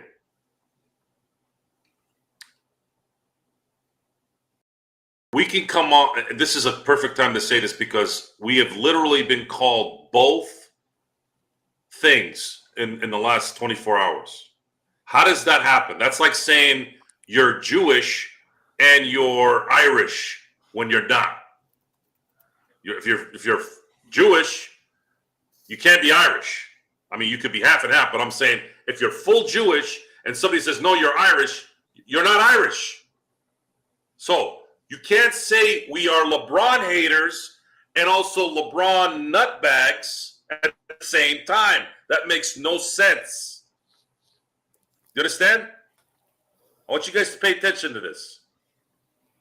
I'm going to speak for kind of all of us, and then I'll go into my thing because I don't want to speak for everyone exactly. But I don't want to be LeBron's friend. I don't want to be AD's friend. I don't want to be anyone's friend in sports. I don't think about going and getting autographs. I don't care about pictures on the wall, even though I do have some cool ones that were gifted to me. And out of respect, I put them on my office wall. I don't go seek to go and be around that. I care about one thing and one thing only. I support the LA Lakers. I am a Laker fan. I was a Laker fan before Kobe, during Kobe, during Shaq, after Gasol, during Gasol, during LeBron, and I'll be a Laker fan after LeBron, and I'll be a Laker fan after AD. I want you guys to listen to this. I know I'm going to have to repeat it because there's going to be new people here. We are not here to worry about a legacy of LeBron or AD or any of these people, at least not me. We are going to criticize LeBron when he screws up, and we're going to compliment him when he does well. That's how it works. Now, if you happen to fall on that day where we're killing LeBron, well, maybe you should stick around a little bit longer. We are not Skip Bayless. We are not Rob Parker. We are not Colin Cowherd. We are none of these people. The reason why we are none of these people is because they all suck off the teat of a network, a producer, a boss. We're doing this show because no one tells us what the hell to do and no one tells us what to say. That's how I operate my life. No one tells me what to do. No one. And that sounds arrogant. It sounds all, oh, you're tough, Joe. And well, no, has nothing to do with any of that. Because I know what I'm doing. Why I will take advice. I will say I'm wrong if I say something and someone corrects me. Yes, of course. That's logical. But what I mean by telling me what to do is don't tell me to criticize someone so that I can get you ratings. Because the first thing I'm going to do is this. That's not how I operate. And that's not how we operate. We criticize just like when you're kids, if you have kids or you have a brother or you have a sister or whatever, employees, your coworkers. Do you love everything about your kids, your coworkers, your brothers? No. There's things that your sister, your brother, or your coworker drive you nuts on. And then the stuff they do well. It's the same thing. It's the same thing. I don't have an allegiance to LeBron James or any of these guys. They couldn't give two craps about whether I breathe air or I don't. So where we come together is we are Laker supporters. I want LeBron to be the best he can be so that he can help my team win. I want Rob to be great. I want Jeannie to be great. But when they're not, they need to be told. Stop calling people haters when you don't hear what you want. Because it's not always like that. You have to look at that situation. You're going to see a game between now and April where LeBron shoots stupid logo threes, or he doesn't run back on defense, and we're going to harp on him for that. And guess what? When he shoots really well and he's dropping 40 points and 20 assists, guess what? We're going to support him too. That's what it's about. So stop getting into your feelings. Stop comparing LeBron to Jerry West and Will Chamberlain and Kobe Bryant. First of all, the whole comparison with Jordan, Kobe, and LeBron, when I bring that up, I always try to stick to the same subject in those things. You're asking me who was the best player out of those three. We're talking player. We're not talking about accomplishments. Because I just said it, 30 minutes ago? LeBron is pretty much going to have the most accomplished NBA career ever. I watched Jordan play his entire career. I watched Kobe play his entire career, and I've watched LeBron play his entire career. If you want to ask me who's the better basketball player, that's a different story. If you want to ask me who I would trust to save my life, to win a game, that's different than the best career in the league. Understand the difference, guys. Context. The end of this discussion is people need to learn context. A lot of the crap that's gone on in the world is the inability to understand context. Just because you can't. I love all the players that have helped the Lakers win. Oh, LeBron, AD, Kobe, Gasol. I love them all. But I'm not going to be like, worship them when they're not doing things right either. Kobe, 2012. You guys have heard me, Sean, Gerald.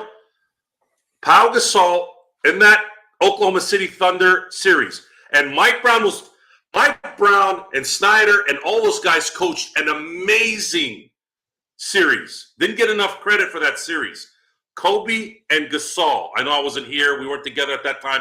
But everybody in my circles, I was like, Kobe and Gasol cost the Lakers this series. It was the worst series that Kobe played since the Detroit series. But you guys weren't here for that. And I guarantee you, if I was doing a show and someone, you're a Kobe hater. Oh, you're a Gasol hater. No. When you screw up, you need to be told what's up. And you guys got to start opening your brain a little bit, man. Enough of this hating crap when you don't hear what you want, and stop comparing shit from the 70s and the 80s and 90s. It's over. It's 2025, okay? Let's go on with this. Okay, Joe. I see you, Joe. There you go, Joe. Well said. I know we disagree a lot of things, but not one word that you said there do I disagree with. Well said. Sean, you want to add on to that before I get John to close out the show? No. Okay. How can you follow up to that? All right. There you go. But John, you run two channels. Yes. Joe Cesaro most of the time only speaks for himself, but he could speak for me in that instance. Yes, as for me as well. John, you run two channels, and I'm sure you get your flurry of comments. You have actually through this channel. You have gotten some on this channel from time to time. Darren has floated some your way, and others as well from time to time, both good and bad. It comes with the territory when you're running a channel like this. You should know, again, you're running two of them. Do you find this often as far as you getting the same kind of love or hate when it concerns LeBron James? Who, in fact, I'll give you a story. I was coming back from Seattle, got into Las Vegas, go to the airport, and no, it wasn't Tarrant Edgerton, but somebody at the TSA stopped me, said, because I had on Laker hoodie, Laker big thick jacket, Laker hat on. So obviously I'm sporting it. Laker fan, aren't you? Yeah. What do you think about LeBron James? going to play as long as he wants to play, and he's the most divisive player I've ever seen in my entire life, as far as the opinions of people out there. And I've told him I hosted a show, and I can never say the thing that's going to appeal, or say the right thing that's going to appeal to 100% of the audience, because they just want to believe what they want to believe. And if I just try to stay down the straight and narrow when I talk about LeBron, it still doesn't matter. We get called LeBron haters and LeBron supporters. But as someone who runs two channels, I'm sure you quite often run into the same thing. Yeah, no, I run into the same thing a lot. And it's and it happens a lot. People who like aren't always listening, right? Like the best people are like, the loyal fans that we have here, the JSJs, the Darren, the people who are the Xbox, the people who are here for every single stream or every single episode.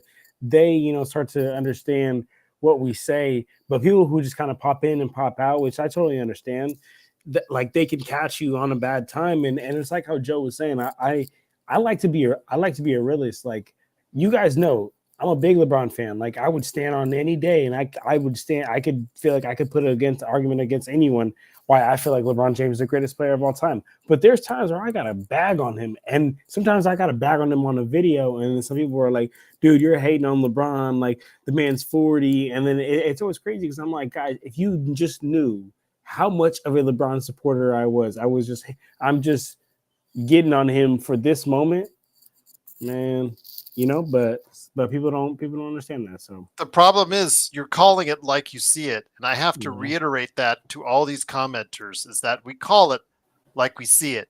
And if you want to see it the different way, that's up to you. But if you want us to tell it the way you want to hear it, then this channel goes off the air, because I'm not catering to you. I'm catering to the honesty of what we're all about here at the Lakers Fast Break. I had to mention it to Doobie off the air because he wanted me to sing another narrative about how I wanted supposed to be more positive on the Los Angeles Lakers and their outcome and their outlook, for this season. I still don't think this team can win a championship in its current roster form. Excuse me for being and sharing my honest opinion on this team. I do it 300 plus days a year, and I'm going to continue to do it. But again, that's why we're the best channel there is, because we do not cater to a certain dynamic where we have to placate to tell you just to get ratings or numbers or subscribers. You should be subscribing and liking the things we do. The people that are on here for close to 2 hours, did all of you like the video? Please do so. It helps. I know I ask 100,000 times, but honestly, it doesn't take that much effort to go ahead and do so. It really does help. Obviously, if you're here over 90 minutes, whether you disagree with us or agree with us, you like the video. Straight so up. So again, if you want a channel that's going to placate to your needs, then go to Lakers Nation. Go to some of these other channels that don't want to go ahead and step on any toes because they can't get that exclusive interview at UCLA Health Center that they're looking forward to. I'm here, he's here, and all these guys are here because we're here to tell the truth on how we see it and share the opinions that we value, and we go ahead and say to our families, friends, whatever out in life about the Los Angeles Lakers, all here on the Lakers Fast Break. So I give a lot of credit to them for helping bring this audience here and the 2,000 subscribers that we've got, and hopefully we'll get many more. But if you're looking for something different, we'll always tell you, we'll see you when you come back, because Sean, I had to tell people, I'm never coming back. I'll give him the Danny McBride from This Is the End, Gerald. Exactly. People calling us LeBron. I had to answer all the comments yesterday. Catch up. LeBron haters, LeBron stands. Great show, and I'll never watch this again. And it's funny because I've seen so many people that say that on the show over the past 5 years I've been doing this, and they always come back. Always. Sean, That's the reason What why time they is it? like. That's the reason why they like. 2:45, John. It's insane. That's why they like the Lakers Nation, or the. I'm not going to say bland shows, but the subtle shows. The subtle shows. They're all very, the Lakers today beat Portland. Hey, you know what? Max Christie played real well tonight. We're going to be here to support him. Cool. That's good. I'm glad there's some people just want to have their coffee in the morning, put on the podcast, and listen to monotone voices and things like that. That's great. But there's also people out there that want to listen to the psychopaths. Mm-hmm. There's enough for everybody. If you don't want to listen to the show because you assume we're a certain way, see, if you're going to watch something for 15 minutes and make an assessment already, that tells me already that you're a bad decision maker. Right. How do you assess anything within the first 15 minutes? Yeah, you can't. You can't. You can't. And we're all human beings. We all do it. Don't lie. I do it. But what happens is I got to slap myself sometimes. And, maybe I need to look at this a little bit. Maybe I should pay attention a little more of something I want to pay attention to. Learn it. Feel it. Okay. They're not really hating on LeBron. They're just hating on LeBron because he went 4 for 20 and 8 of them were logo shots.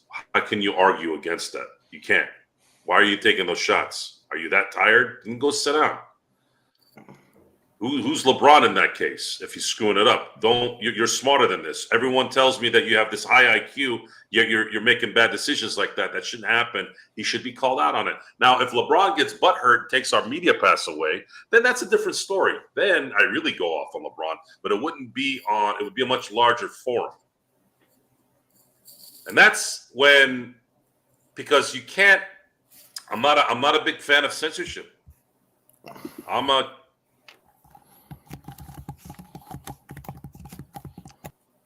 I think Joe's. If it's racial stuff, absolutely. Am I out? You're back on. Froze for a second. Well, You froze for a second there. Go ahead. So again, I don't believe in censorship. However, there are exceptions. Sean, you've heard me say this how many times? Life is rules, and there's always exceptions. There's only a few things in life that are black and white, like really, truly black and white. Yes or no? But most things in life are rules with exceptions. What's the exception in censorship? If you start coming on here dropping racial bombs, you're out. There's none of that. Obviously, you don't want to talk about kids and women and all this stuff. No. But if you want to get on here and call me an a-hole, call me this, call me that, sometimes I might hit back at you. Sometimes I'll laugh. Sometimes I'll do whatever. But I'm not going to kick you out. That's Gerald's decision. I don't make that decision. It's his show. But as far as me having power over that, I'm not going to sit there like, Gerald, you kick him out. No, never, ever. We're here for the heat. We're here for the heat and the cold. Bring it. This is funny. LAX is real. He knows what's up. That's your. Actually, it's lax history. Okay. Lax history, Max Christie. Oh, I like that. It's beautiful. I thought of it all by myself. Gerald, before we head out, there's been some chatter in the comments section regarding a couple of names. Jimmy Butler will not be a Laker. Too much money. When you gave up D'Angelo Russell, you gave up many those big stars that you want to get. There's really only two options that you've basically given. And talking about Jimmy Butler here, there's basically only two options you've given Pat Riley now. One is, I get the best trade possible for your contract. Now, there are only three teams who can realistically make a trade with the Heat, Gerald. The Warriors, the Mavericks, the Rockets. Now, for the Warriors to acquire Butler, it would likely mean giving up Kuminga, plus probably a Pods, plus probably a TJD, plus picks. Riley's going to want to pilfer your henhouse. Same thing with the Mavericks. The Mavericks are going to probably have to give up all the depth they've acquired, Gerald. They're going to PJ Washington gone, Daniel Gafford gone. Likely Klay Thompson's thrown into the deal too to make the money work. I don't think they're going to do it. So Hold that on that 1 second. JP, everybody keeps going back to Bruce Brown. I understand he's got 20 no, million left his he He's just only got played back. 2 games. 2 games so No, far. This is not the same player who lit it up in the finals 2 years ago. it's not. He's regressed badly. Anyway, the third team, Gerald. The third team is Houston. Houston doesn't have to surrender a lot of their young players to Miami. They could surrender picks, and they have a couple contracts that can make the money work. That would be the only realistic scenario, unless, Gerald, you've pissed Pat Riley off so much that he ships your ass off to Siberia somewhere. Charlotte, Toronto, Washington. And he could do it, Gerald. It's not beyond him to do that. To bring him into the office to say, you're demanding a trade, I'm gonna send you wherever I want. And this I saw another name being floated around, Gerald. KD. With the Lakers trade everything in the kitchen sink for KD, Reeves, connect the picks, no. Because next year Kevin Durant is up for a contract extension, and But I don't Phoenix want can't do it anyways because they can only do a 1-for-1 trade. They're in the second tax apron. I don't know who's writing that stuff because, again, do you I not don't get understand it. the I don't CBA get it. rules? You can't do it. Yeah. Does Jimmy pick up his option next year? He hasn't yet. He's got a $51 million option that Yeah. Does he pick it up, or does he think he can get more money? I think he's looking for like a 2 or 3 year deal. He's probably So looking if I for was an if end I of was career Pat Riley, deal. I wouldn't trade him. He's looking for an end of career deal. I think that's why. As far as that's concerned, his last deal probably looking for a multi-year instead of the 51, picking that up. But John, before we head on out, you got to go ahead and give everybody the lowdown of what's going on with your channels, Clutch Talk and Lakers Corner before we head on out. Yes, please do check me out, guys. I have 2 channels, Lakers Corner being one of them. Check me out on YouTube. It's just Lakers Corner. I do a recap of every Lakers game. I do like special videos. I did a video on that D'Angelo Russell trade, breaking that down. Follow my Lakers Corner TikTok, which is Lakers Corner 24, and that's almost at 7,000 followers. So please follow that. And then my Clutch Talk on YouTube and Clutch Talk Pod on podcasts. But I mean on Instagram and Twitter and all that. But besides that, appreciate you guys as always. And as always, we appreciate you, my friend. It is John Costa in the darkness. Clutch Talk and Lakers Corner right there for you. Magic Man Sean Grice doing an excellent job heading up the playback.tv/Lakers Fast Break. Well, hopefully he'll be back tomorrow right there as well. And then Joe, Mr. Lax History. There you go. All right. Of course, get his game, please. Make him. If you guys really love Joe, support him by getting corrupt. Again, I had to tell somebody I can't find the game, even though it's in the description. I put the They link probably there and spelled it everything. wrong. It's okay. No, I haven't spelled it wrong. I know, but maybe their instincts didn't kick in on the fact that it's a different spelling. Corrupt is going to be pushed, and there's a lot of requests for it to be on the PlayStation 5, and that is going to be, sorry, Mark, but that's probably going to be the first place it goes in terms of a platform.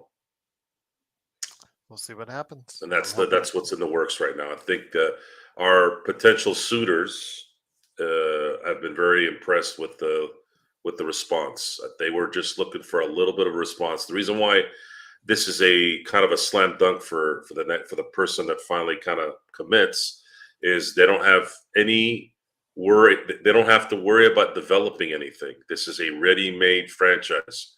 All it needs is to be marketed. That's it. It's like taking a finished film to a distributor, like Lionsgate. You have a finished film. It's a 90-minute horror film. It's got a act 1, act 2, act 3. Seems pretty decent when they see it. Cool. We'll market it, and they didn't pay anything for it, and then they end up making money from it. That is exactly what's going on here. And it's not just a video game. You have other ancillary options that are going to be coming up.